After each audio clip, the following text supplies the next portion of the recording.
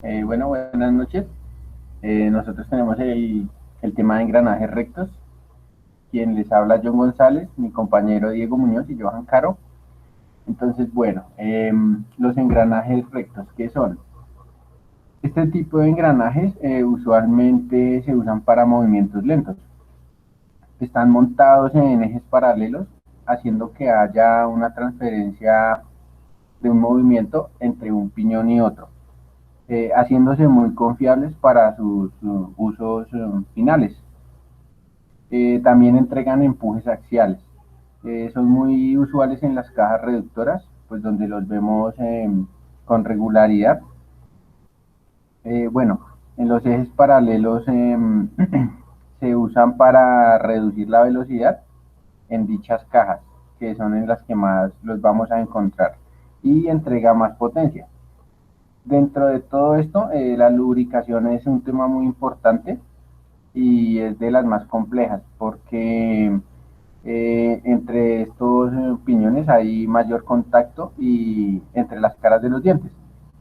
Entonces, por ende, su aceite debe ser más viscoso y bien escogido. De ellos, de los engranajes rectos, se componen de dientes, que pues son los encargados de llevar la potencia entre el eje conductor al eje conducido. Cuando se fabrican, se determinan según un perfil definido. Pues ya depende del uso que uno les vaya a dar. Bueno, tienen circunferencias, que serían pues tres, son las más importantes. La primitiva, que ya está encargada de engranar todos los dientes. La interior es la que ubica la base de los dientes. Y la exterior es la que limita la parte exterior del engranaje. También están los engranajes cónicos rectos y perpendiculares, pero son de poco uso porque generan mucho ruido, aunque estos son también para reducir velocidades y pues obviamente se engranan a 90 grados.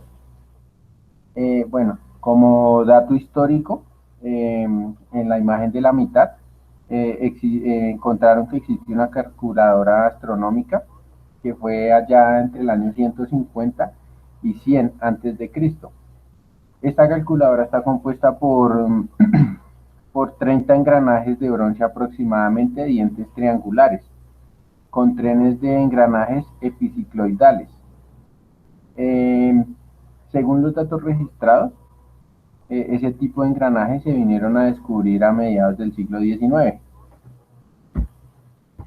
Bueno, los avances tecnológicos, la evolución de los engranajes fue importante porque surgieron ideas para diseños nuevos, para diseñar máquinas nuevas y también es el siglo XIX marcó la época dorada de los engranajes, fue como el auge de ellos y su fabricación.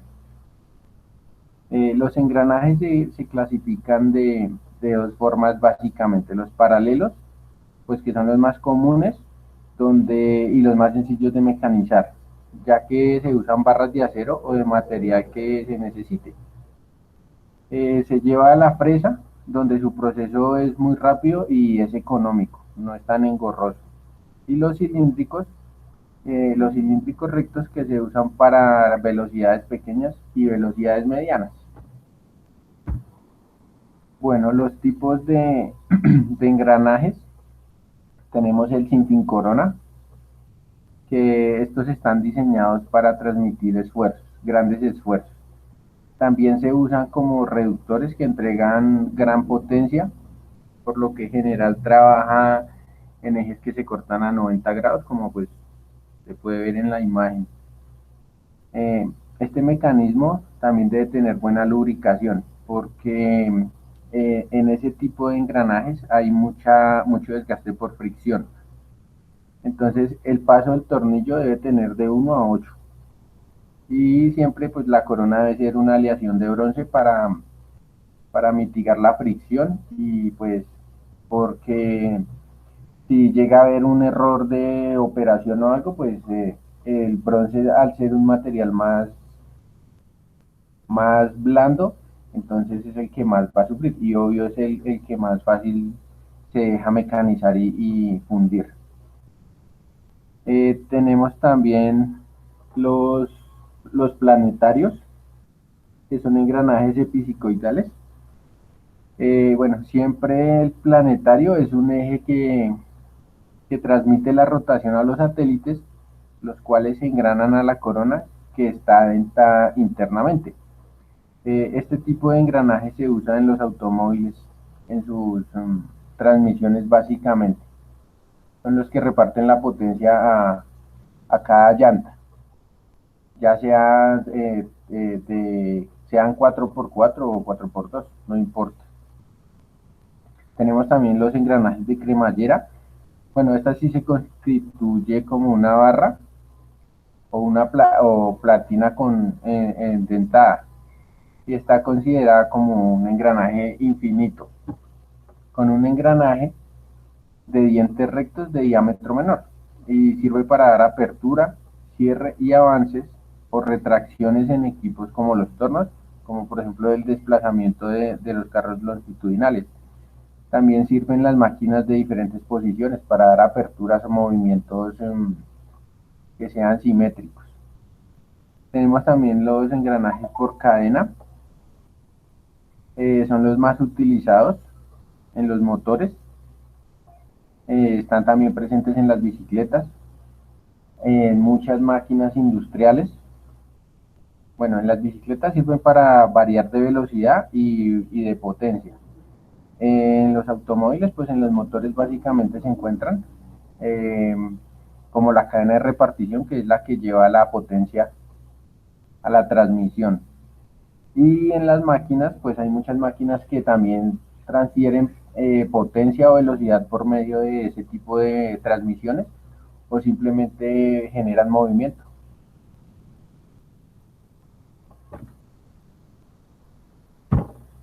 Bueno, en la diapositiva 4 tenemos las fórmulas. Bueno, para diseñar un engranaje recto se debe definir una serie de conceptos para poder ejecutar un cálculo.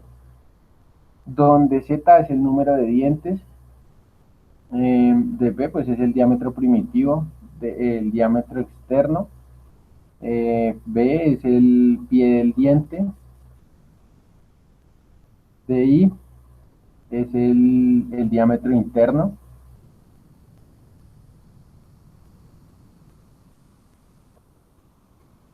bueno, entonces el AR es el ángulo de entalle. Entonces, pues ahí está, por ejemplo, para hallar el número de dientes, pues es el diámetro sobre el módulo y así sucesivamente como están viendo. Eso ya depende del diseño, ya uno se tendría que ir a diseño para elegir las especificaciones de lo que uno necesite, ya sea el número de dientes, el espesor, el diámetro interno o el diámetro externo, porque todo depende de la finalidad que vaya a tener el engranaje.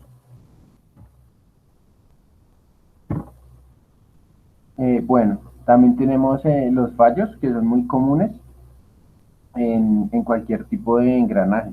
Eso sí ya no importa si es cónico, recto o como sea. Las fallas de los engranajes se pueden definir como una capacidad que sufre un elemento o una pieza al ser sometido a cargas o esfuerzos muy superiores para lo que se diseñaron inicialmente. Las fallas suceden cuando el elemento alcanza la zona elástica, pues donde ahí la fatiga es la responsable de afectar dicha zona, donde se es sometido a cargas cíclicas, pues por sus movimientos rotacionales, y es donde comienza a degenerar el material, provocando fisuras o la fractura definitivamente. Entonces aquí tenemos tipos de fallas. Yo escogí, pues creo que las más importantes porque hay muchas. Entonces tengo la que es por desgaste, que es donde es una de las más comunes y las más fáciles de detectar porque pues se puede ver visiblemente o hay que hacerlo con un microscopio, pero es donde se ve cuando los dientes pierden pérdida del espesor. Tenemos la de adhesivos, Esta también es muy común y se produce por el contacto a través del uso de cuando hay mayor contacto entre dientes. Entonces puede ser que haya uno que se adhiera al otro, pero eso sucede porque en el montaje de un engranaje o una caja o una línea de ejes paralelos puede haber una desviación o puede sufrir un rodamiento y en ese momento se puede desviar un eje haciendo que el piñón se recueste sobre el otro. Esa sería como la falla así para que me entiendan. También tenemos fatiga por contacto. Eso se produce cuando hay mucha lubricación. Entonces, los engranajes se saturan y en el aceite, cuando supera el nivel máximo del aceite, eh, el aceite puede tener micropartículas de oxígeno. Entonces, ¿qué pasa? Como hay mucha presión adentro en la caja, por decirlo así, al contacto y cuando hay fricción entre las áreas de los dientes, puede que las partículas queden atrapadas y implosionen. A eso también se le llama cavitación. Entonces, cuando eso pasa, eso empieza a desgarrar las paredes de los dientes de los engranajes. Tenemos también la falla por aplastamiento. Bueno, esa falla genera los filos y también las rebabas en los dientes o también forma surcos. Pero la más común es cuando le saca rebabas a los dientes o los deforma. Esa falla se presenta más que todo cuando en ruedas dentadas, cuando están sometidas a cargas enormes. Y también cuando se fabrican engranajes y no le aplican o no le dan un tratamiento adecuado para el trabajo final. También existen las fallas volumétricas, que esa ya sería una de las más como radicales, porque sería la ruptura de los dientes. Se presentan por grandes sobrecargas o choques elásticos y sobrecargas reiteradas. Esas generan las roturas de raíz en los dientes y es porque esas sobrecargas superan el límite elástico o la resistencia a la tensión del diente. Bueno, eso es todo. Muchas gracias.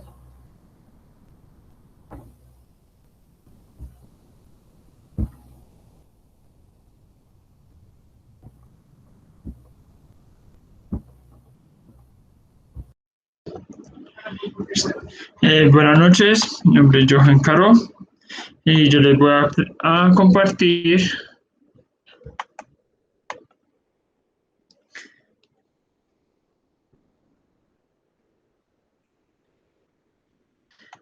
los dos problemas.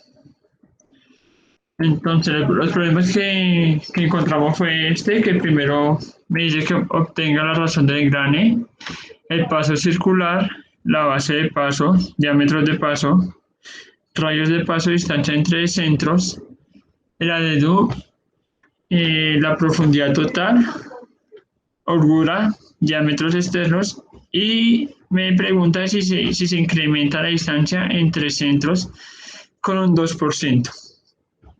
Con esto nos dan un 6 de paso con un ángulo de 20 grados, 19 dientes de piñón y un engrane de 37 dientes.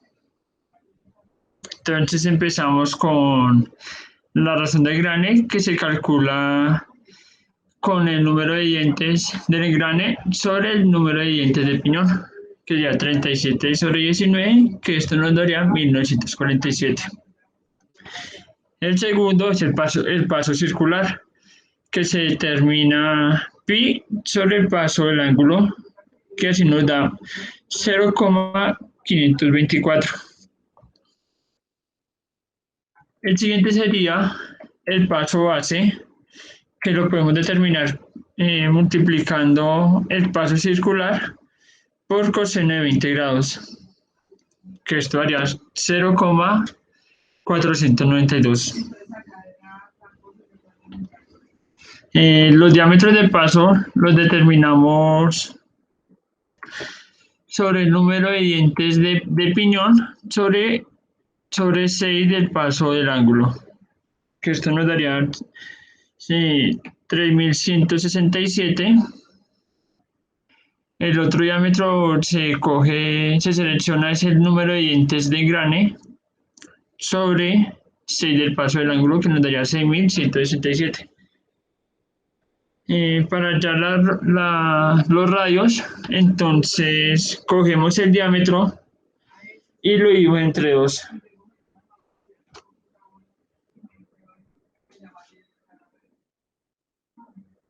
Ya para determinar la distancia nominal entre los centros, cogemos el radio P y sumamos el radio P y el radio G, que fueron los que hallamos en el anterior paso, que son 1583 más 3083, que esto nos daría 4667. Ya el diámetro,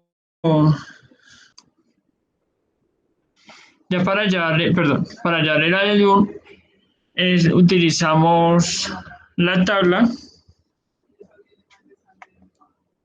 Esta tabla que aquí nos dice que es 1.0 y en A y en B nos da 1.25. Entonces, aquí cogemos 1.0, que sería 1 sobre el 6 del paso, que nos daría este resultado, 0,167. Y en B seleccionamos 1.25 sobre 6 del paso, que nos daría 0,208.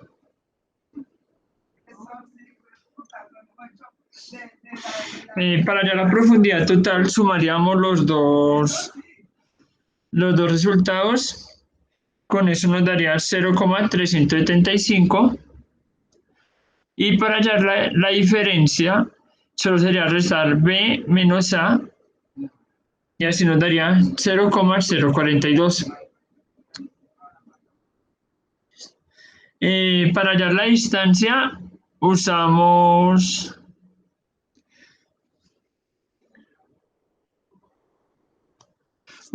el diámetro de paso.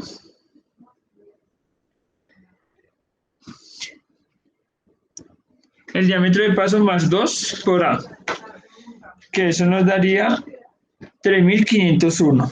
Y lo mismo sería con la otra distancia, que así nos daría 6501.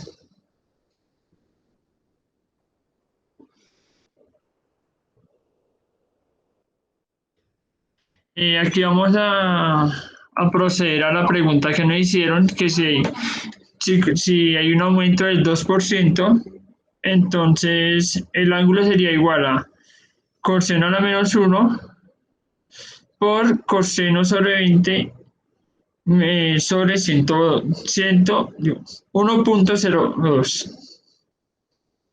Que esto lo hallamos sacándole el 2% a A, que es este. Y eso nos daría 22,89 el ángulo.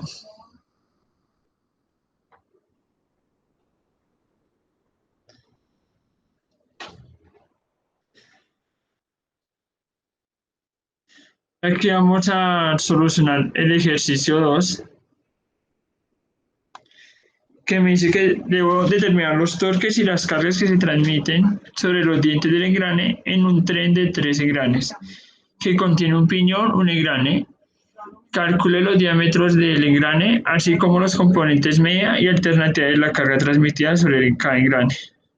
Entonces nos dan que el eje de piñón transmite 20 HP a 2500 revoluciones y la razón del tren es de 3,5 igual a un piñón. El piñón tiene 14 dientes y un ángulo de 25 grados y me da un paso de 6 de engrane y tiene un engrane loco que tiene 16 dientes.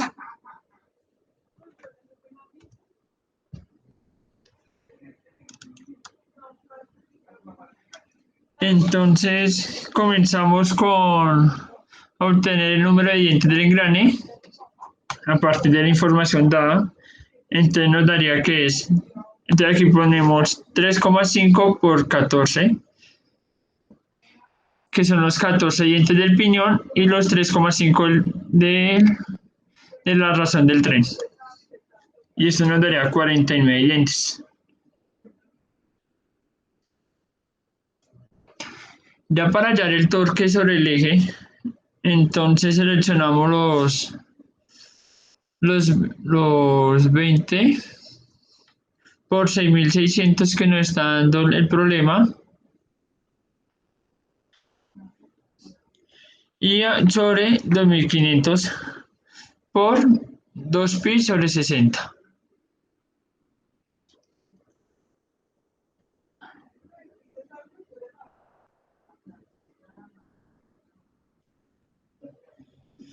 Después de hacer esta operación y quitar todo, nos daría 504 libras de pulgada.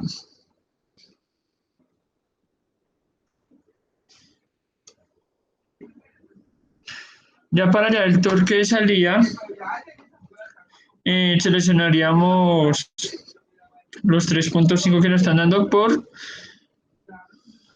el torque de sobre el eje que nos dio 504, lo cual nos daría 1.775 libras por pulgada.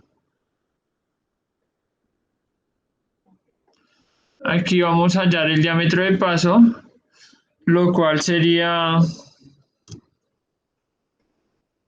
los 14 dientes de piñón por los 6 del ángulo que nos están dando, los 6 de paso que nos están dando, que esto nos daría 2,33 pulgadas. Lo mismo sería con el otro, pero sería con los 17 dientes de engrane loco que nos están dando. Nos daría 2,83.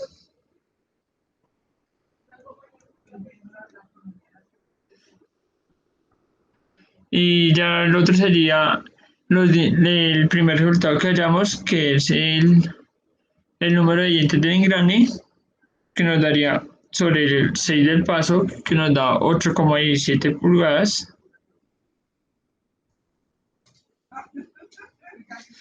Aquí vamos a hallar la carga transmitida, que nos da, que sería 504 sobre 233 dividido en 2, lo cual nos da 432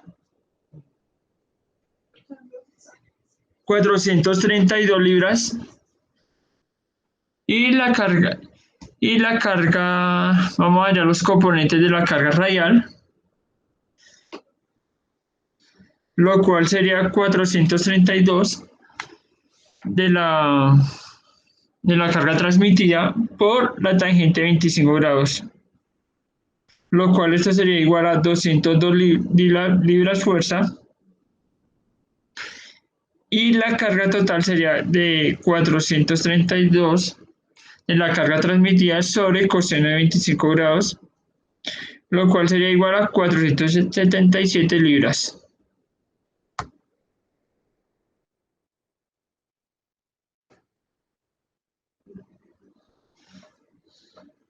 Aquí vamos a hallar las cargas sobre el diente del piñón y el engrane, lo cual sería de 432 sobre 2, y esto daría igual a 216 libras. Y la carga media sería igual. Esto sería todo. Muchas gracias. Bueno, como artículo escogimos análisis de esfuerzo de contacto en engranajes rectos con ingeniería asistida por computadora. Como resumen, el artículo desarrolla metodologías para analizar los esfuerzos de contacto que hay en los dientes en un engranaje. Se analizan engranajes bajo condiciones de diseño y carga distintas, comparando los resultados con normas ACMA, que significan American Yard Manufacturers Association, Asociación Estadounidense de Fabricantes de Engranajes. Como metodología se tuvieron en cuenta 3 métodos. El primero es análisis bajo normas ACMA. Esta norma nos dice que hay dos modos de falla principales que afectan los dientes. Una de ellas es la fractura por fatiga superficial, que lo tendríamos como las picaduras. La segunda es como la fractura por fatiga debido a esfuerzos por flexión en la raíz del diente.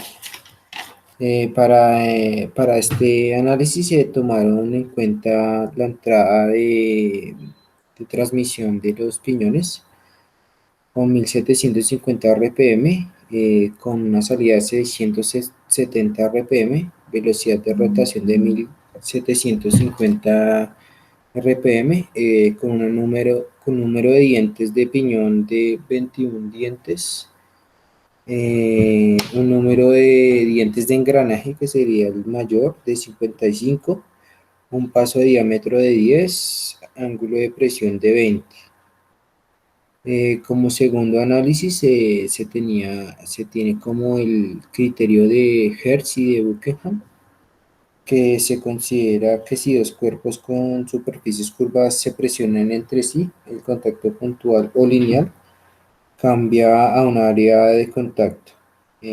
Tomando este fundamento, Buckingham consideró que los dientes de dos engranajes en contacto como dos cilindros, donde el radio de los dientes es el radio de la curvatura y el punto de contacto, y lo definió como el punto de paso, donde el radio es igual al diámetro de paso del piñón sobre 2 por el seno del ángulo de presión.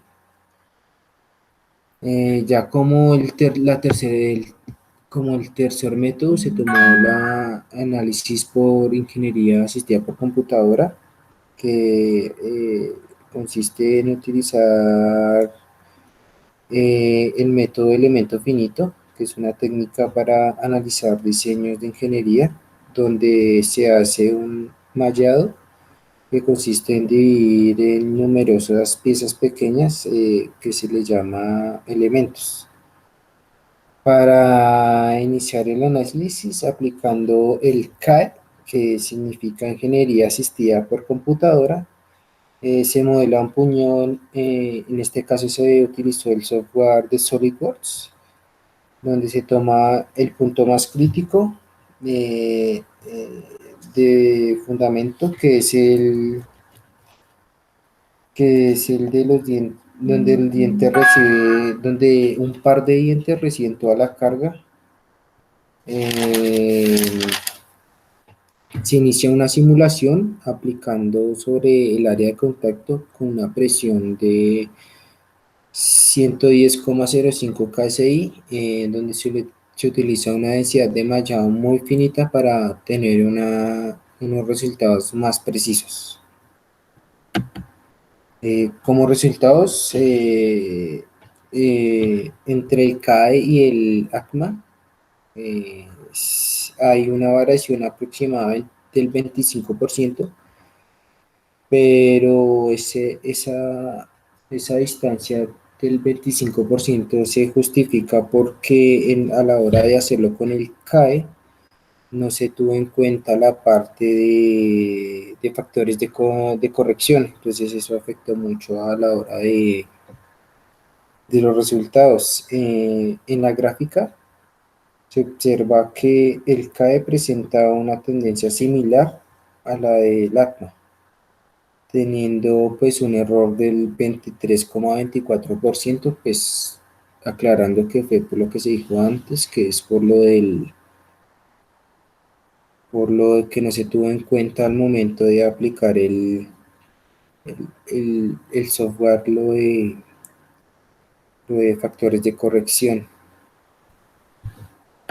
Como conclusiones, de acuerdo a los resultados, se considera que aplicando criterios de Hertz y de Buckingham, con el CAE se obtienen simulaciones numéricas confiables con un margen de error que es aceptable. Con las normas ACMA se debe usar por alguien que sea experimentado debido a los criterios para tener en cuenta los factores de corrección, que fue lo que pasó en este caso. Se debe usar un software reconocido porque hay veces que pues no se presentan como las acciones adecuadas o pues la computación adecuada en los software y pues presenta muchas fallas. Si se aplica el CAE, tener la experiencia en el manejo de software porque si se modela mal, los resultados pues no van a ser muy confiables. Muchas gracias.